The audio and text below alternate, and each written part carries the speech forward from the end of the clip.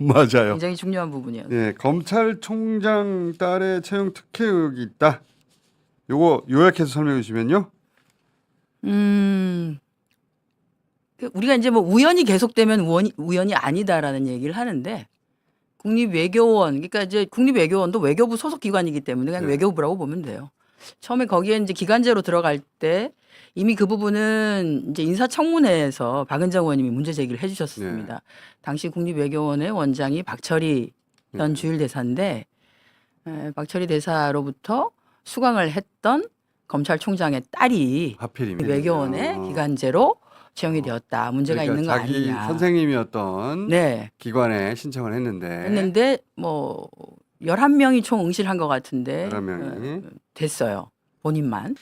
원래 채용 공고에 나와 있는 거는 석사 학위 소지자로 되어 있는데 당시 이 심 총장의 딸 심경은 소지자는 아니었거든요. 석사 학위 소지는 서류 전형이라고 하는. 그렇죠. 여기서 걸러지지 아니하고 서류 전형을 통과를 합니다. 그래서 석사 학위 소지자라고 돼 있지 그렇습니다. 소지할 예정인 자라고 돼 있지 않거든요. 그렇습니다. 요건 아니 그리고 똑같이 국립외교원에서 기간제 연구원을 채용을 2024년 7월 달에 한 것도 있었는데 올해 있었던 외교부에서의 사실은 정규직입니다. 정교지. 예, 그래서 정년이 보장되는 직종입니다. 여기에서 이제 정책조사 파트로 2명을 뽑는데 하나는 경제 분야, 하나는 군사 방산 분야. 뭐가 됐습니다. 조회를 7천 명이 넘게 했어요. 그러니까 그만큼 그렇죠. 관심이 청년들이 있었다는 얘기이고 한 명을 최종적으로 면접까지 보고는 불합격 처리를 합니다. 저는 이해가 안 가는데 우리말이 서툴러서 그랬는데 면접까지 봤는데 최종적으로 불합격 처리를 해. 대한민국에서 태어나서 대한민국 국적을 보유하고 한국에서 공부를 한 사람이 우리말이 서툴다라고 하는 게 어느 정도를 얘기하는 욕을 거야. 많이 한 그러니까 석연치 않은 이유로 어쨌든 불합격 처리를 처리를 하고 재공고를 내는데 분야가 바뀝니다. 분야가 마침 심우정 총장의 딸이 전공했던 국제 정치 분야로 바뀌는 거. 경력이 2년이 돼야 되거든요. 경력이 2년. 경력을 산정할 때는 해당되는 채용 직무와의 관련성을 보아서 그 경력을 산정을 해야 된다고 되어 있습니다. 그래서 당연한데? 이게 불확실할 수 있기 때문에 필요하다면 인사위원회를 꾸려서 거기에서 공정하게 산정을 할 수 있도록 하라라고 하는 가이드라인이 있습니다. 그런데 그렇게 하지 않고 서류 전형을 응시 원서를 낼 때 경력인지 경험인지가 구분이 안 되는 상태에서 낸 걸 그대로 다 인정을 해버렸어요.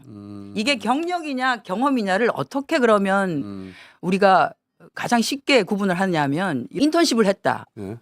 근데 이제 인턴을 사용하는 입장에서 보면 요즘 일을 시킬 것 같으면 급여를 줘야 돼요.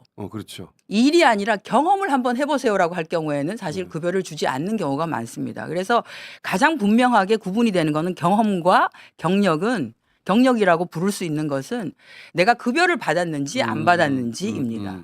근데 지금 그 해당되는 심 총장의 딸이 낸 경력이라고 한 것에서 급여를 받은 것은 국립외교원 경력이 다일 겁니다. 그 나머지 지금 써낸 뭐 UN 가버넌스 센터에서 인턴십을 했다라고 하는 것은 급여 언페이드라고 정확하게 되어 있습니다. 그러니까 좋은 기회니까 한번 경험을 쌓아보세요라고 하는 것이고요. 인턴이나 무슨 객원이나 이런 거는 경력 인정 안 해주나 보죠.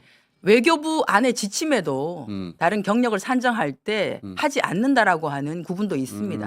그런데 이거는 어쨌든 경력이라고 했는데 그것의 구분을 어떻게 하느냐라고 했을 때 급여에 급여의 수준력을 있고 가지고. 없고 그다음에 급여가 있고 없고를 떠나서도 그러면 이게 있죠. 해당 직무와 정확하게 연계가 되느냐를 또 좀 봐야 되는 그렇죠, 것이죠. 당연히. 근데 뭐 그거저거를 다 이렇게 본다 하더라도 지금 경력이라고 산정되는 것에서 경력으로 보기에는 너무나 어렵다.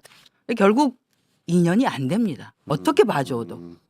근데 그거를 풀로 어쨌든 외교부에서 전체를 본인이 써낸 것을 다 경력으로 인정을 해서 됐다라고 하는 건데 맞지 않는 거죠.